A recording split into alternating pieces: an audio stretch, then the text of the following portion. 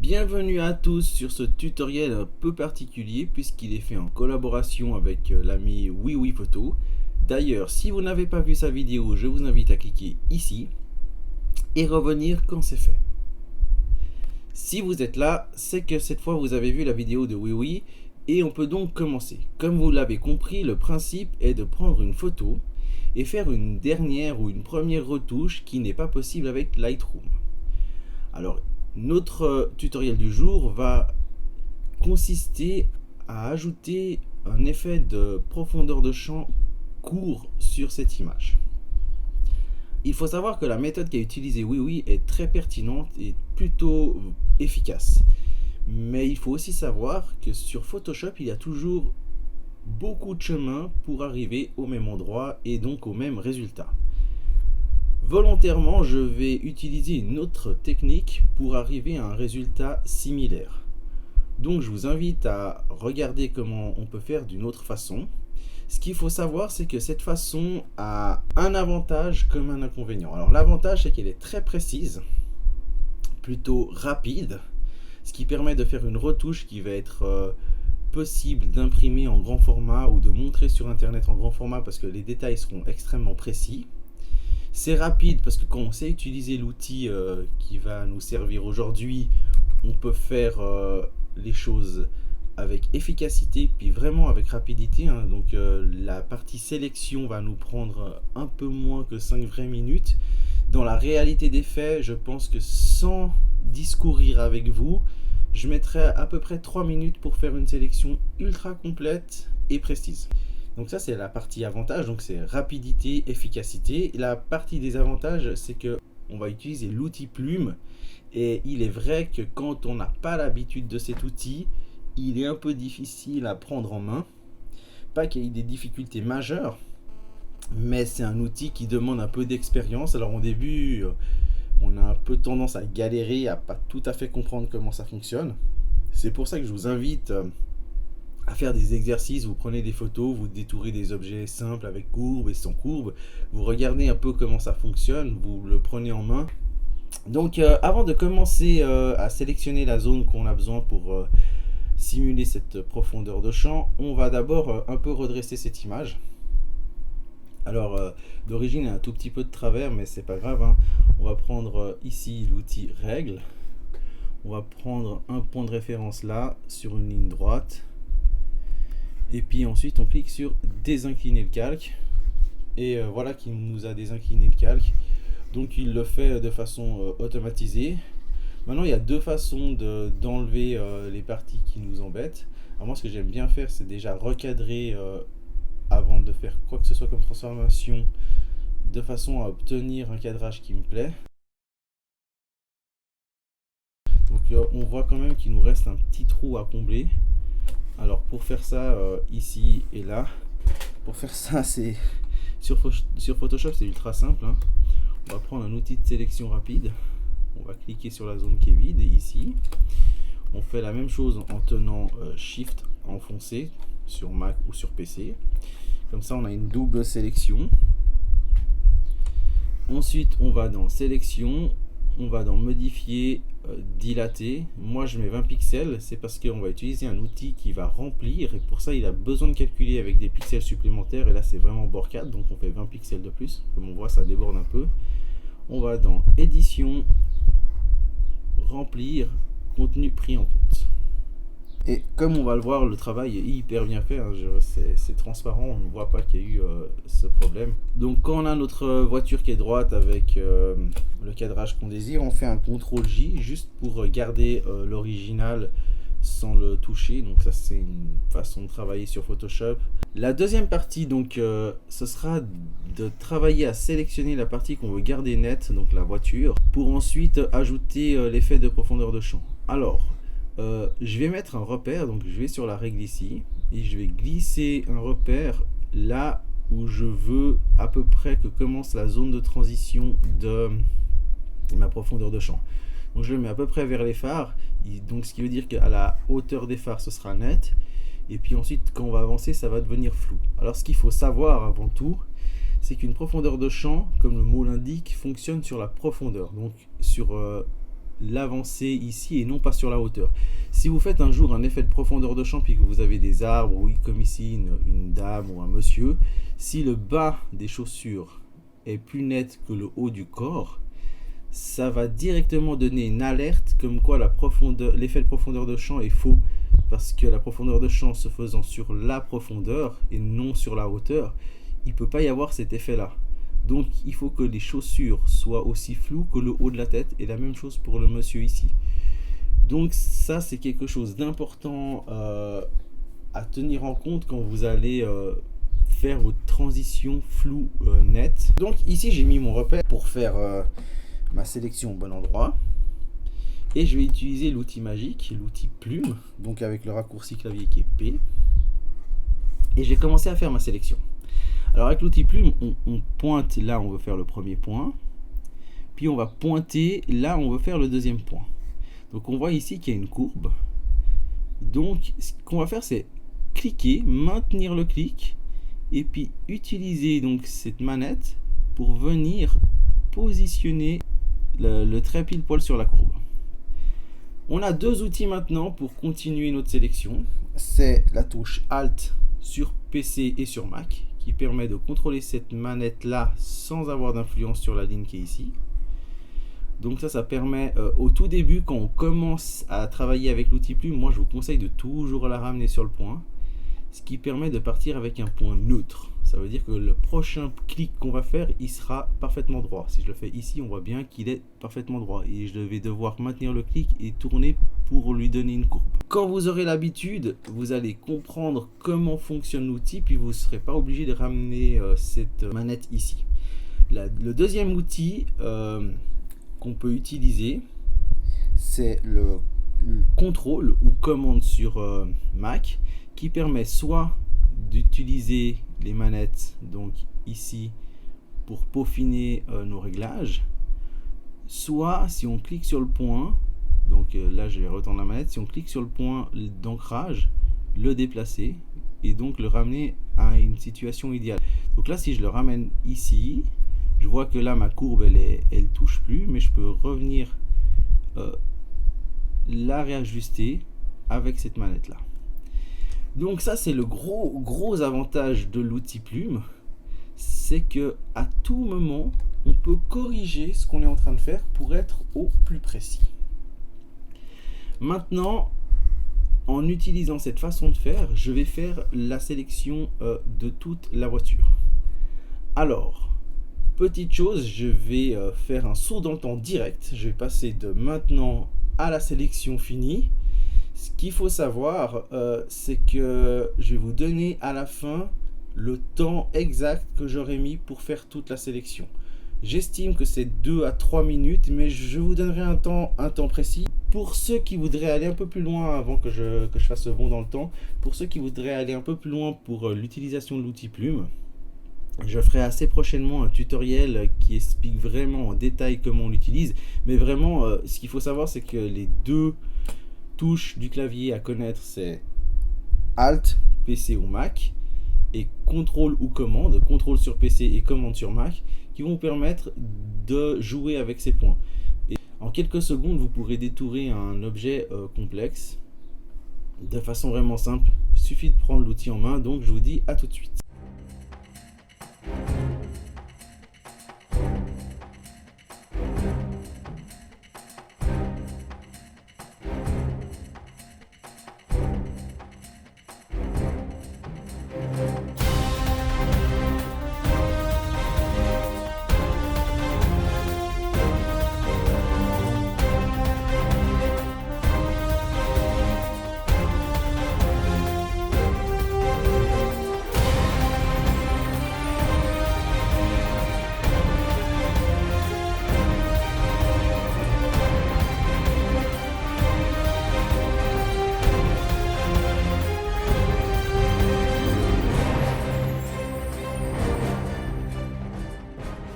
Donc me voilà de retour, je viens de finir la sélection interne, donc j'ai fait la sélection externe et je viens de finir la sélection interne.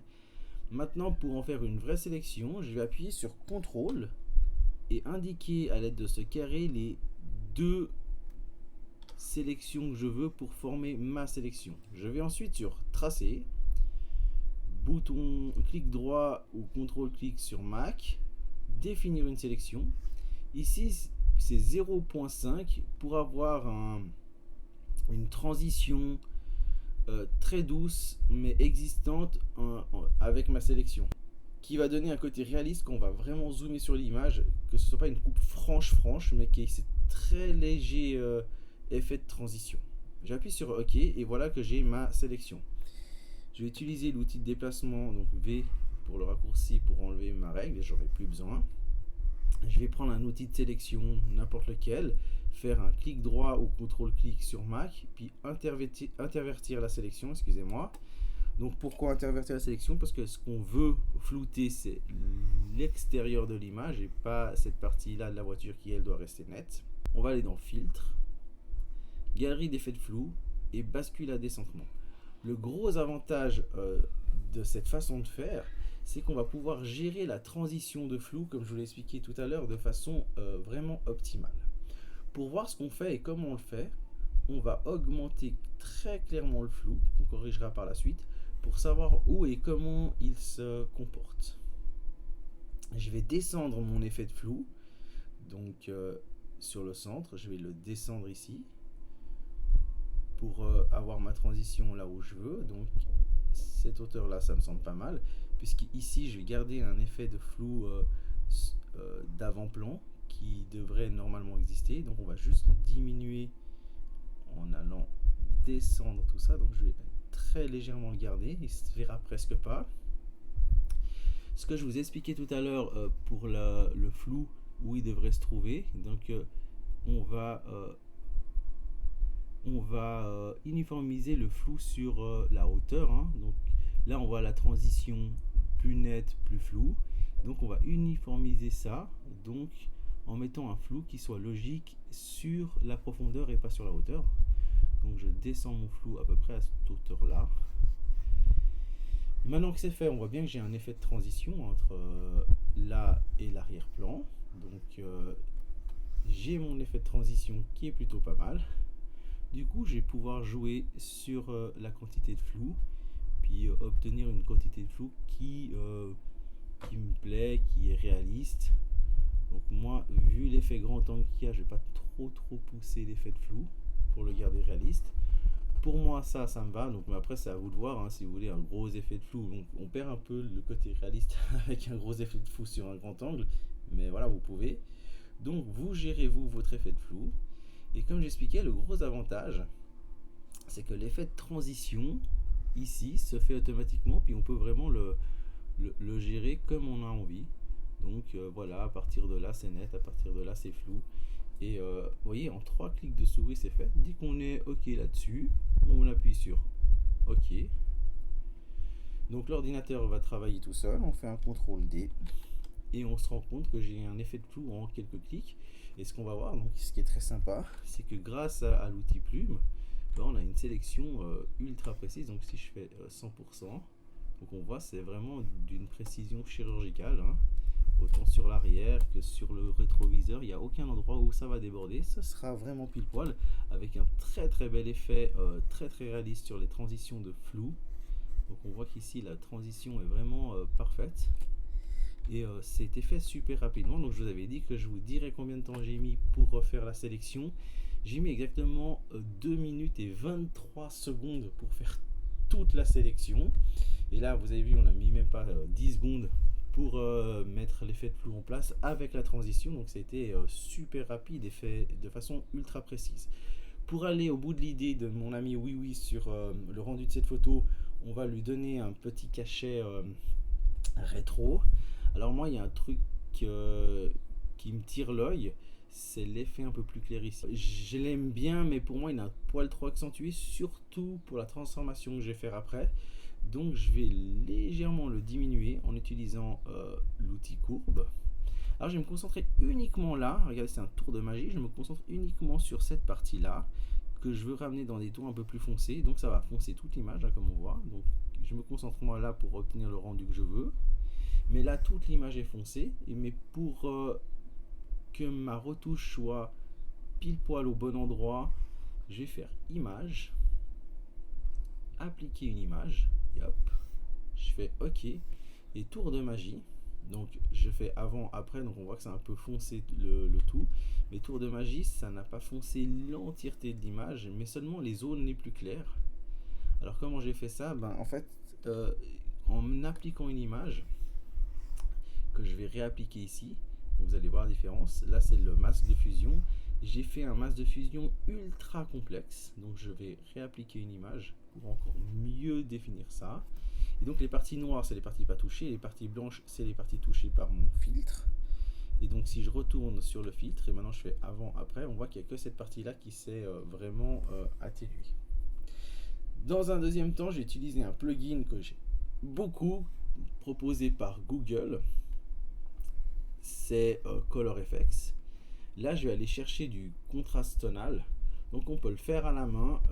Je vais vous mettre une vidéo par là qui vous explique comment le faire. Donc c'est ma vidéo sur les Lego, donc il y a un moment donné où j'explique comment faire ce travail de contraste tonal à la main. Donc je vous le mettrai au bon endroit, donc dans la vidéo. Vous n'avez plus qu'à cliquer dessus et vous allez tomber sur l'explication. Donc ici, vous voyez, ce que je vous expliquais, c'est que ça fait ressortir cet effet un peu plus clair, ce qui est logique, parce que ça va augmenter le contraste, donc ça va augmenter les effets clairs foncés. C'est pour ça que j'ai essayé d'un peu le diminuer tout à l'heure, même que je trouvais sympathique, mais je savais que finalement ça allait trop si je ne faisais pas ce petit travail de correction avant. Et puis la deuxième partie, donc c'est de le passer en noir et blanc, de nouveau avec un plugin de Google. Donc c'est la suite Nik Collection, SilverFX Pro. Excusez-moi de mon accent English qui est horrible. Alors j'ai déjà travaillé l'image, alors je sais exactement ce que je veux. Il y a des presets qui sont déjà faits, mais on peut tous les corriger. Donc moi celui qui m'avait bien plu, c'était celui-là. Donc j'aimais bien l'effet très très contrasté. Ouais, c'était bien celui-là. Mais comme je voulais respecter un peu l'idée de notre cher Oui, j'ai aussi fait un virage. Alors là, il y en a tout un tas qui sont déjà faits d'origine. Moi, celui qui me plaisait bien, c'était le 21. C'était celui-là. Ou celui-là, je sais plus. Ouais, celui-là. Pour donner un effet un peu vieillot. La photo n'a pas beaucoup de grains, donc si on a envie, on peut simuler un type de film avec plus ou moins de grains. Donc là c'est doux, mais on peut aller chercher un peu plus de grains. Donc si vous regardez dans la fenêtre de zoom ici, on peut augmenter le grain, ce qui peut donner un effet encore un peu vieilli. Dès qu'on a fini, on fait OK. Donc à partir de là, comme on a perdu un peu de luminosité sur l'image, qui ressort du coup un peu foncé, ce que j'aime bien finalement, parce que ça cache un peu l'effet de perspective là-bas qui n'est pas tout à fait net, je vais quand même un peu retrouver de la texture, etc. Donc je vais prendre l'outil niveau, et je vais remonter un peu les tons moyens. Alors pourquoi les tons moyens? Parce que je vais garder les tons foncés et les tons clairs pour garder ce contraste qui me plaît plutôt pas mal. Donc ça c'est un rendu qui pour moi est plaisant. Alors avant, après, donc, et puis le passage en noir et blanc. Et donc là on voit bien l'effet de flou donc, qui s'est ajouté, qui est naturel et qui est sympa. J'espère que ce petit tuto en collaboration avec Oui vous aura fait plaisir. Si vous avez aimé, il risque d'en avoir d'autres. Moi je vous dis à très bientôt pour un prochain tuto, en espérant que vous avez apprécié celui-là. Si vous avez des commentaires et des questions, vous pouvez passer soit par les commentaires sous la vidéo, soit par les commentaires sur l'article, directement sur l'article de Oui. Je vous souhaite une bonne continuation et n'hésitez pas à faire plein d'essais. Au revoir.